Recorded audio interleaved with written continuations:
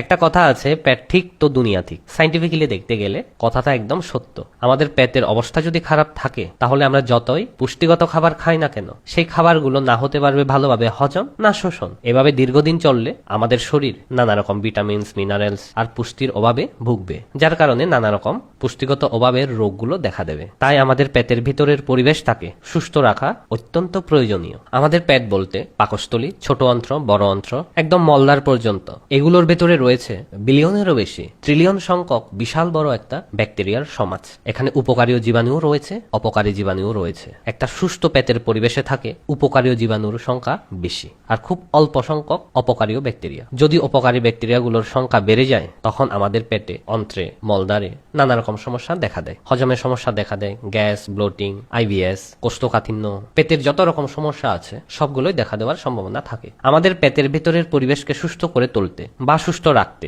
প্রধানত দুইটা উপাদান প্রতিদিনই জরুরি। এক হচ্ছে প্রোবায়োটিক্স, দুই হচ্ছে ফাইবার। উপকারী ব্যাকটেরিয়া বলতে প্রোবায়োটিক, আর প্রোবায়োটিক সবচাইতে আমরা বেশি পাই দই থেকে। 100 গ্রাম দইয়ে এভারেজলি 10 থেকে 20 বিলিয়ন প্রোবায়োটিক্স পাবেন, আর ম্যাক্সিমাম 100 বিলিয়ন পর্যন্ত প্রোবায়োটিক থাকতে পারে। অনেক কোম্পানি আছে যারা প্রোবায়োটিক বিক্রি করে, সে প্রোবায়োটিক গুলোর প্রচুর দাম। প্রতি ডোজে 5 থেকে 10 বিলিয়নের মতো প্রোবায়োটিক থাকে। 100 গ্রাম দইয়ে সে মার্কেটে পাওয়া প্রোবায়োটিকের চাইতে অনেক সস্তায় পরিমাণীয় বেশি সংখ্যক প্রোবায়োটিক আপনি ঘরে বসেই পাবেন। আর এই প্রোবায়োটিকের সংখ্যা আমরা আরো বেশি পরিমাণে বাড়াতে পারি যদি আমরা প্রিবায়োটিক জাতীয় খাবার খাই। প্রিবায়োটিক হচ্ছে সেই খাবারগুলি যেগুলোকে খেয়ে প্রোবায়োটিক গুলো বেঁচে থাকে। প্রোবায়োটিক মানে উপকারী ব্যাকটেরিয়া, তাদের খাবারের নাম হচ্ছে প্রিবায়োটিক। তারা যদি প্রিবায়োটিক পায় তাহলে সেই খাবার খেয়ে তারা আরো বংশবৃদ্ধি করতে পারে, যার ফলে প্রোবায়োটিকের সংখ্যা আরো অনেক গুণ বেড়ে যায়। আমরা প্রিবায়োটিক পাই পেঁয়াজ, রসুন, কাঁচা কলা রান্না করে খাবেন, ওটস, সয়াবিন, রাজমা, ভুট্টা, apple, almonds, chia seeds, flax seeds, kiwi ইত্যাদি। তারপর বলেছি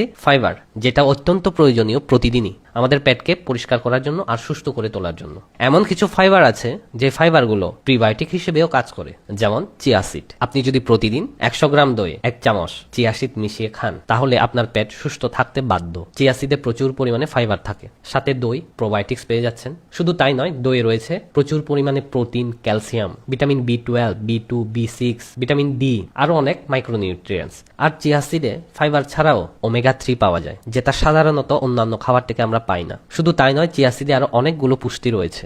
দই আর চিয়া সিড যদি মিক্স করে খাওয়া হয় সেটা একটা সুপার ফুড হিসেবে ধরা হয়। তবে চিয়া সিড কিন্তু প্রথমে ভিজিয়ে রাখতে হবে। আপনি চাইলে রাত্রে ভিজিয়ে রাখবেন আর সকালে দইয়ের সাথে মিশিয়ে খাবেন। আর রাত্রে ভিজিয়ে রাখতে ভুলে গেলে খাওয়ার 20-30 মিনিট আগে ভিজিয়ে রাখবেন। আরো বেশি ভালো হয় যদি পারেন যে কোনো 1-2টা ফল সে দই আর চিয়া সিডের সাথে মিশিয়ে খেয়ে নিতে পারেন। এই সুপার ফুডটা খেলে ব্রেকফাস্টে বা লাঞ্চেও, ডিনারে, ভাতের সাথেও খেতে পারেন। যে কোনো সময় খাওয়া যায়। এতে হজম শক্তি বাড়বে, অ্যাসিডিটি, গ্যাস, ব্লোটিং এগুলো হবে না, কোষ্ঠকাঠিন্য দূর হতে সাহায্য করবে, আইবিএস থাকলে সেটাও ইমপ্রুভ হবে। মোটামুটি বলতে গেলে ওভারঅল পেটের পরিবেশটাকে সুস্থ করে তুলবে। বাইরে থেকে অতিরিক্ত টাকা দিয়ে কোনো কোম্পানির কোনো